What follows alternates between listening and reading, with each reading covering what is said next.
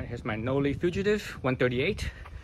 So the Fugitive138 uses the 157 spacing, hub spacing. You know, that's super boost, right? Super boost, then there's boost. Boost is what's boost? Boost is it 148 or 152 or whatever, I don't remember. But anyways, super boost is 157 hub spacing.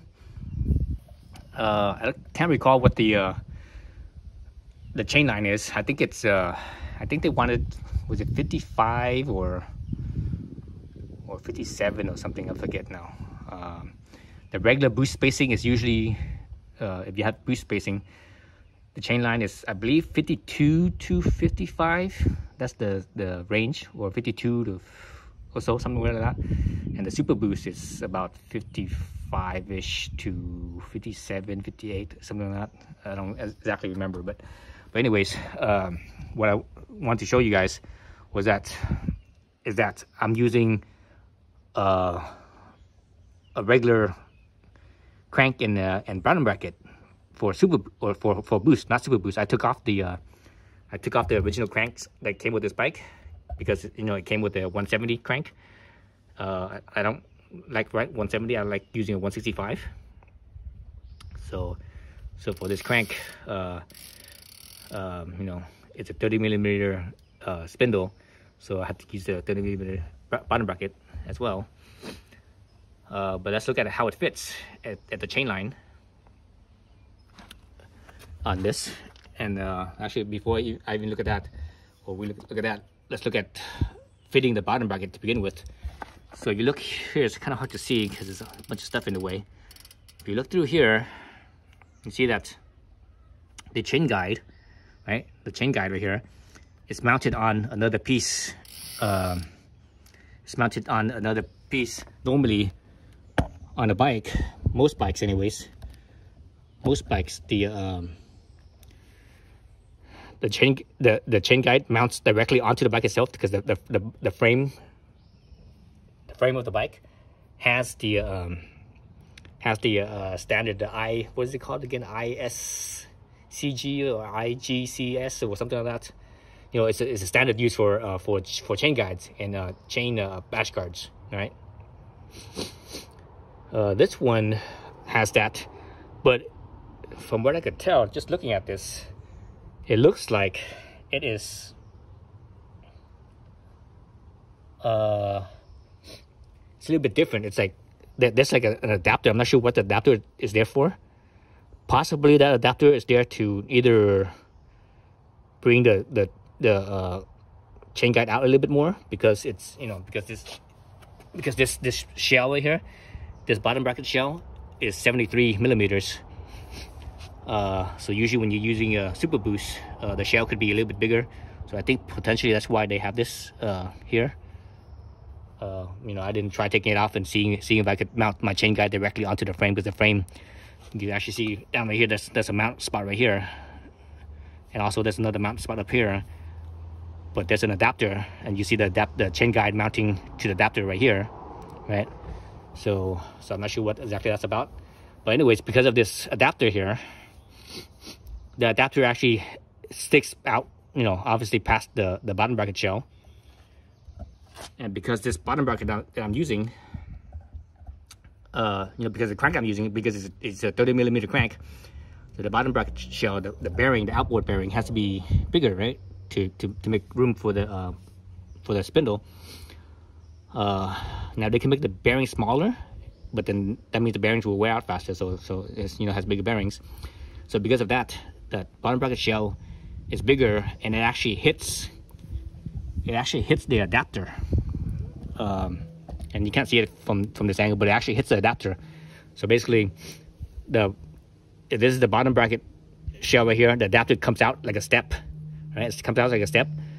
The bottom bracket, when it screws in, it actually hits this. It doesn't clear that because the diameter is bigger than a normal, you know, than say if you would to use a 24mm spindle size bottom bracket, right? So anyways, so because of that, I have to use an adapter, or I shouldn't say adapter, but a spacer. let's look at it from this angle. See if you guys can see this. Well, it's kind of hard to tell. Anyway, so there's a spacer between the bottom bracket shell and the bottom bracket cup, the bearings, and that spacer is I think it was 1.8 millimeters if I can remember right. So basically that brings the bottom bracket out a little bit. So that means at least on this side the crank is being pushed out a little bit as well, right? On the drive side it's being pushed out, you know, that 1.8. On top of that, the bottom bracket also comes with little shims, and I had to use 2 shims on this side and nothing on the other side. So actually, let's look at that real quick. Let's see, I can't remember which container it is. So I have, you know, both my bikes uses, you know, I have the same crank bearing, crank and bottom bracket setup. So they're both wheel manufacturing. You look at the part number. Let's see right here. The part number BB-BSA30AC, BB-BSA30AC. So same, different packaging, but you know, same part number.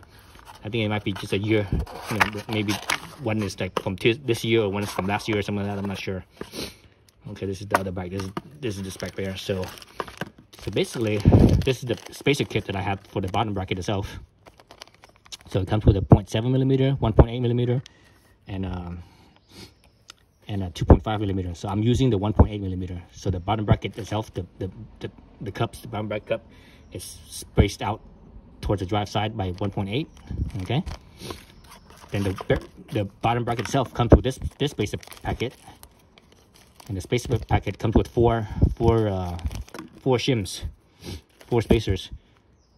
2 thick spacers and 2 thin spacers. The thick spacer is 1 millimeter, and the thin spacer is 0.5 millimeter. So I'm using basically 1 thick and 1 thin on the drive side. So basically, I have it another. So that's 1.5 millimeters. So on top of the 1.8, I also have 1.5. So that's what, let me see, 1.8 and 1.5. That's 3.3 millimeters outwards. You know, towards this side. Spacing. So right now I'm using the crank I'm using is a regular boost crank. Regular boost crank. So it's a 136 millimeter spindle length, right? Spindle length 136. At least that's what they call it, 136. I'm not sure what they measure it from, but you know, their thing is 136, right? You can see right there.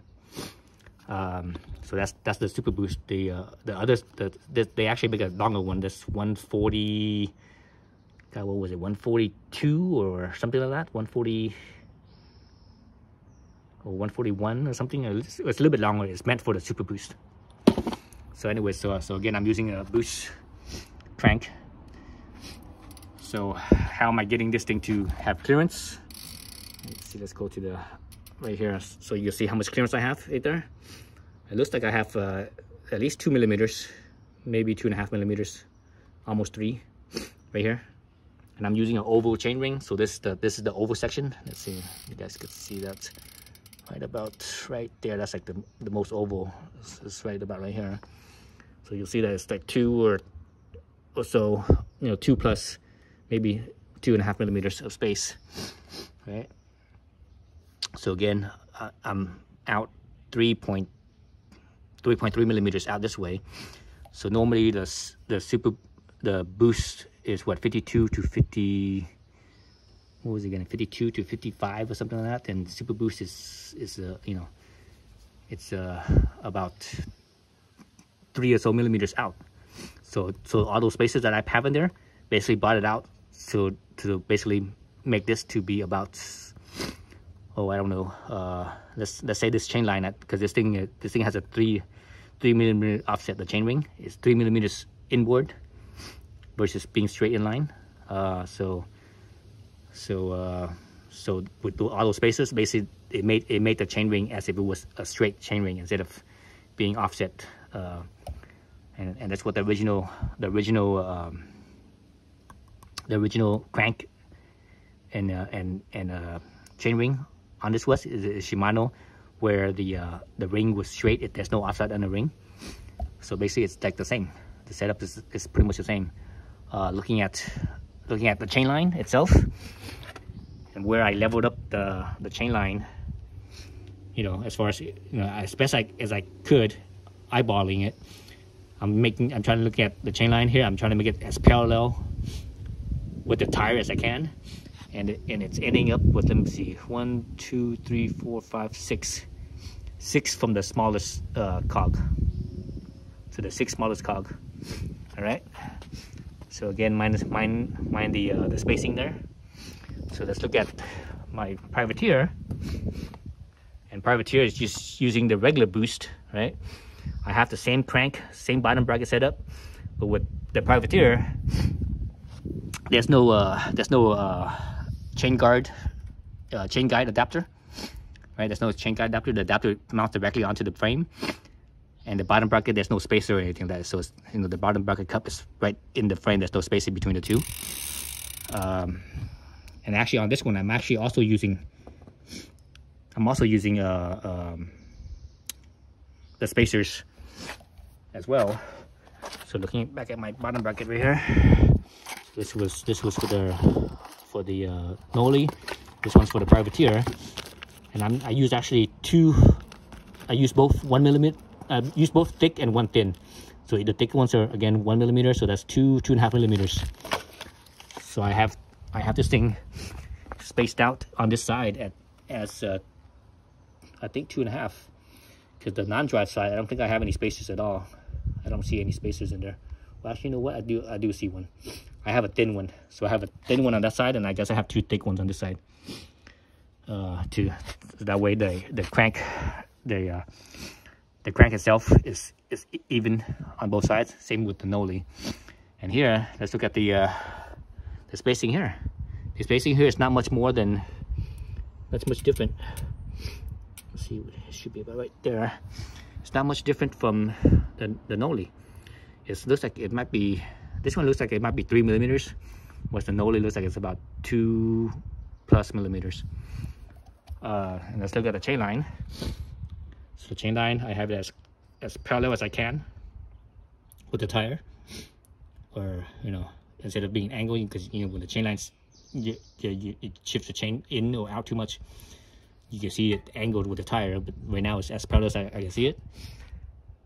And at the crank, or not the crank, the cogs, the cassette, let's see which gear it's in. Let's see, 1, 2, 3, 4, 5. So 5, the 5th smallest one. So 1 down from the Knolly. And you can see how much chain clearance I have. Here's my index finger. I still have probably about 4 millimeters of space between the chain. On the Knolly, I have about the same space. And both the tires are the same size. Both Maxxis Recon 29-inch 2.6 width tires. Both tires are the same. Maxxis Recon 2.29, 2.6, right? So yeah, so the chain line works out. So, you know, the point of this whole video is looking at the chain line of the Knolly and what works. And you don't necessarily have to use the superboost crank, because I actually because I wanted the shorter crank here, 165. I actually also ordered the longer size, the 140. I think it was 142 or 143, whatever it is, the longer one, where the spindle was longer here, and it was sticking out so much. I was like, what the hell? Both sides too, not just one side, but like both sides was sticking out a lot. I didn't like that. So this is a lot more streamlined, and it's nice and tight in here. And you know, you don't need that much space in here. That's enough, right?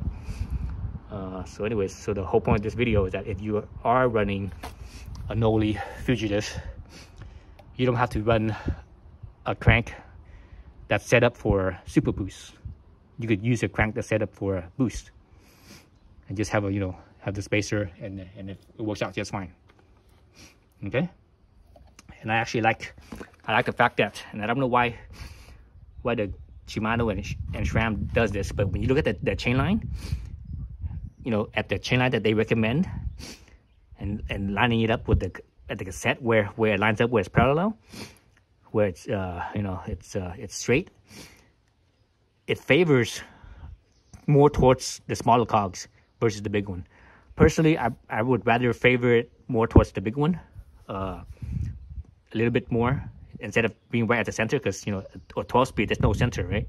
The center is either 6th or 7th, right? So right now this one's in the sixth gear, so you count it up, it's 6, but you count it from the top, 1, 2, 3, 4, 5, 6. So 6th and 7. So it's neither 6th gear or 7th gear would be, you know, about center. So this one is closer to center than the actual what Shimano and SRAM were recommended, which would be I think the fifth from the smallest, right? So I think that works better. Because the reality is that when you're riding, when you're going faster and you're in the smaller cogs, you're not putting that much power down on the spindle, because, you know, for the most part you're probably going downhill. So there's not that much load on here. Whereas when you're climbing, steep climbing and stuff, you know, you're putting more load, more torque. So I think it's better to have a more straight chain line at the bigger gears than it is at the smaller gears, or the bigger cogs versus the smaller cogs, if that makes sense. So anyways, yeah, so I just wanted to show you that chain line on the Knolly. All right, thanks for watching.